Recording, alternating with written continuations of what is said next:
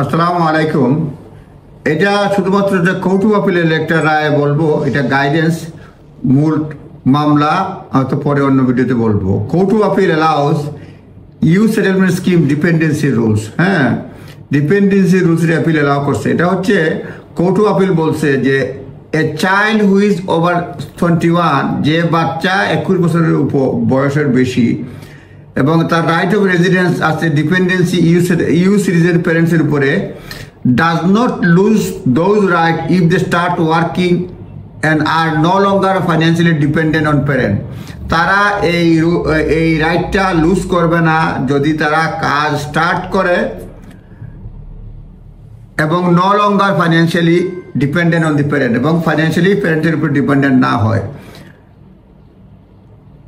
Dependency is determined at the date of application, and once has been established, right to work takes precedence over the requirement ongoing dependency. এবং কোর্টে বলছে এটা যদি at the date of application the dependency prove হয়, পরবর্তী কাজকর্ম করে, তাহলে ডিপেন্ডেন্সিতে যায় না।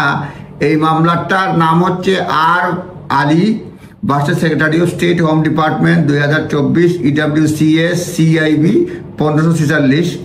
আপনারা এটা মানে পুরা ডিটেলসে পড়বেন। এটা Bangladeshi, appellant was born in Bangladesh.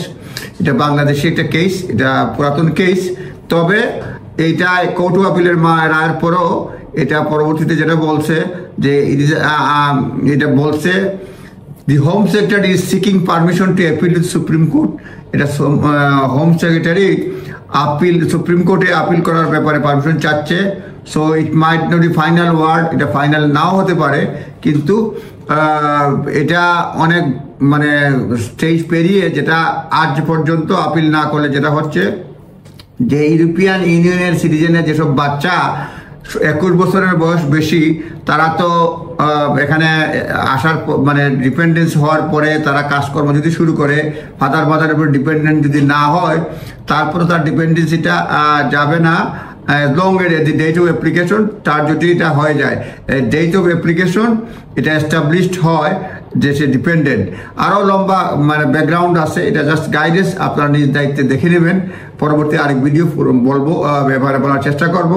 আপনারা নিজস্ব লয়ারের পরামর্শ নিয়ে আগাবেন। আজ এ পর্যন্তই, ভালো থাকুন। আসসালামু আলাইকুম ওয়া রাহমাতুল্লাহি ওয়া বারাকাতুহু।